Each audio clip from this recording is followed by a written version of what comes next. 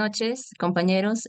Vamos a dar inicio a la sesión de del curso Filosofía de Derecho y vamos a analizar un caso que vamos a presentar. Integrantes, estamos los compañeros Quispe John Bernardo, López Ramírez Josía y mi persona Lucía Gutiérrez Aparco. Es donde presentamos el caso, el expediente número 21486-2011-2014. Presentación del caso. Noelia Karin Yantoy Guamán, representada por Edith Guamán Lara, interpuso demanda de amparo contra los representantes legales del Ministerio de Salud y Ministerio de Justicia a fin de que el Estado peruano cumpla con el dictamen emitido por el Comité de Derechos Humanos de las Naciones Unidas de fecha 24 de octubre del 2005. La pretensión constitucional interpuesta por la parte demandante tuvo como petitorio respecto al Ministerio de Salud 1, que lleven a cabo campañas de difusión respecto al derecho de las mujeres al aborto terapéutico y que puedan acceder a los servicios inmediatos y adecuados al aborto legal, con la aprobación de las normas de alcance nacional que reglamenten este tipo de interrupción de embarazo. Y segundo, la obligación del Estado peruano de proporcionar una acción acorde con la violación de sus derechos reconocidos en el Pacto Internacional de Derechos Civiles y Políticos. Y respecto al Ministerio de Justicia, el petitorio fue que se ordene la publicación del dictamen de comunicación respecto al no presentación de servicios médicos en el caso de un aborto terapéutico no punible. Y esto está reglamentado, o bueno, es el artículo 119 del Código Penal que estipula: no es punible el aborto practicado por un médico con el consentimiento de la mujer embarazada o de un representante legal, si lo tuviere, cuando es el único medio para salvar la vida de la gestante o para evitar en su salud un mal grave permanente, ¿no? Entonces, ella, la demandante en este caso, pedía que se le practicara el aborto terapéutico, ya que el feto que había procreado padecía de anencefalia. No se había desarrollado su encéfalo, ¿no?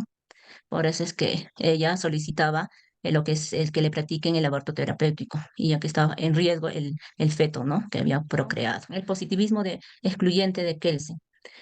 Esta perspectiva filosófica del derecho, que propone la teoría pura del derecho de 1934 de Hans Kelsen, su libro de cabecera buscaba enfocarse netamente en el positivismo jurídico.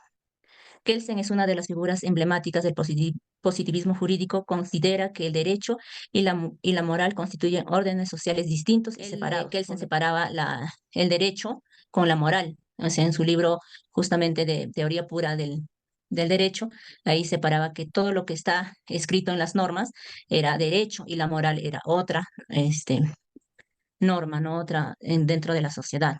Haciendo referencia, pues, en el caso del estado de salud le puedan practicar el aborto terapéutico. Entonces, eh, según el artículo que ya se mencionó, permitido el aborto terapéutico siempre en cuando pueda salvarse la vida de la gestante o para evitar su salud en un mal grave o permanente. En el caso presentado, la perspectiva del autor menciona que todo lo que está escrito en la norma o leyes se debe respetar, así sean justas o injustas, pues el derecho es todo aquello que está estipulado en la norma o leyes, mientras que la moral puede ser presentada como un derecho subjetivo, ¿no es cierto? Señalado en el caso presente. El aborto, la moral, pues en la sociedad de Perú el aborto no es bien visto, ¿no? Por la sociedad o por la religión.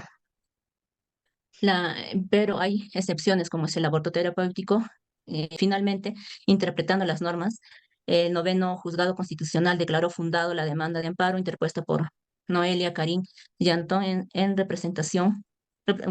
representada por Edith Guamán Lara contra los representantes legales del Ministerio de Salud y Ministerio de Justicia, respectivamente, ¿no?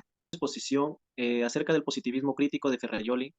Vemos que en Ferrajoli es un filósofo en la cual ha recibido muchas críticas porque él también manifiesta en que el derecho no debe ir, debe ir relacionado con la moral. Él dice que para que se pueda administrar unas normas jurídicas realmente y que se pueda aplicar justicia, debe basarse cumpliendo lo que dicen las normas escritas, dejando de fuera lo que es de entra a tallar a lo moral. ¿Por qué entra en un proceso crítico? Porque él también en un libro, él defiende todo lo que son los derechos fundamentales de la persona. Y dentro de los derechos fundamentales de la persona, tenemos que saber que lo que premia es el derecho a la vida.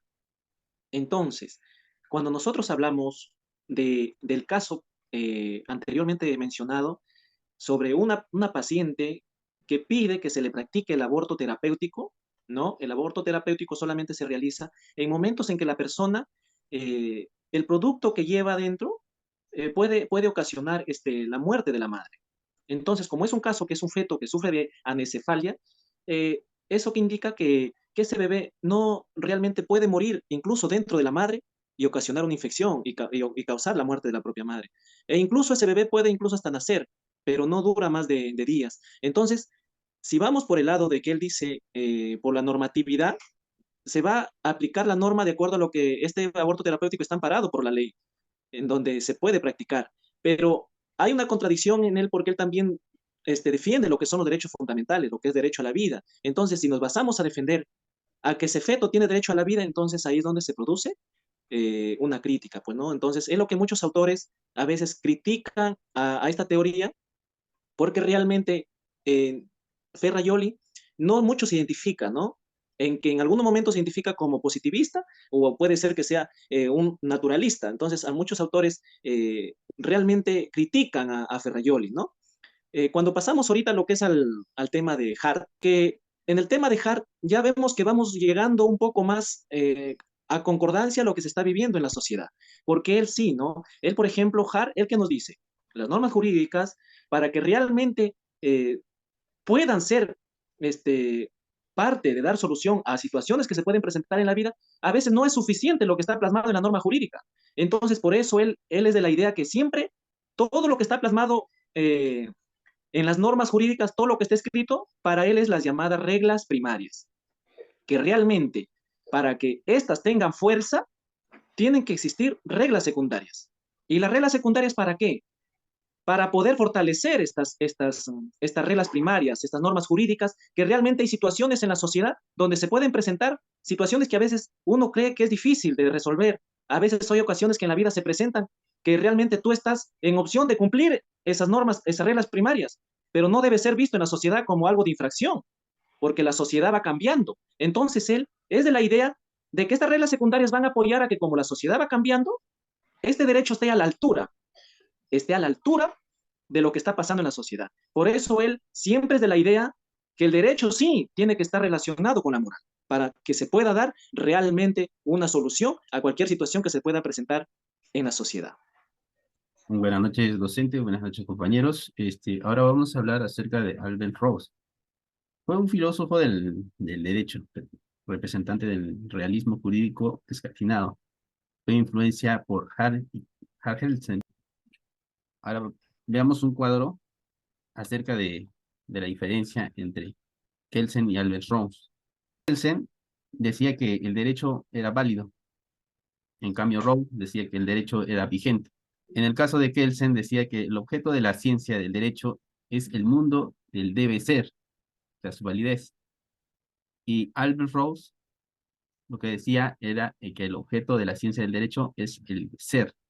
El modelo de la ciencia del derecho, el objeto de la ciencia de la ciencia de Albert Rose está constituido por el mundo del ser.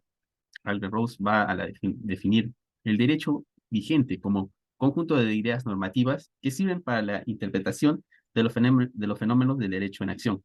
La tarea de la ciencia del derecho es determinar cuál es el derecho vigente en una situación, no, en una sociedad y un modelo de ciencia de Rose. Tiene una función, permite predecir la conducta del juez o de los jueces. En pocas palabras, lo que Albert Rose nos trata de decir es decir que las leyes están vigentes para todas las personas. Principalmente en el caso que mi compañera expuso, la ley, en la ley está clara que el aborto terapéutico se puede realizar viendo viendo que si la madre corre el peligro a fallecer, está claramente esa norma. Y eso era un derecho para la madre, sabiendo que el feto no iba a desarrollarse, iba a morir y le iba a causar daño a ella misma. Esto nos quiere decir que, esto lo quiere decir, y el juez mismo lo reiteró, al darle la sentencia a favor a la madre y darle una indemnización, porque no se siguió el debido proceso para que no se le atienda, se le atienda, mejor dicho, correctamente a la madre. Como dice Albert Rose, tenemos es nuestro derecho vigente. Propuestas de solución, campañas de difusión. El Ministerio de Salud debe llevar a cabo campañas de difusión que informen a la población sobre el derecho de la mujer al aborto terapéutico, de acuerdo con las disposiciones legales vigentes. Recursos efectivos e indemnización. El Ministerio de Salud debe garantizar un recurso efectivo para las mujeres que necesiten acceso a un aborto terapéutico, incluyendo a la provisión de servicio médico y el acceso a una indemnización en caso de incumplimiento de sus derechos. La indemnización debe ser determinada en la etapa de ejecución de sentencia de acuerdo con los daños causados. Esta propuesta busca garantizar el cumplimiento de los derechos constitucionales y las obligaciones internacionales asumidas por el Estado peruano en relación con el acceso al aborto terapéutico y la protección de los derechos humanos de las mujeres. Gracias, compañeros.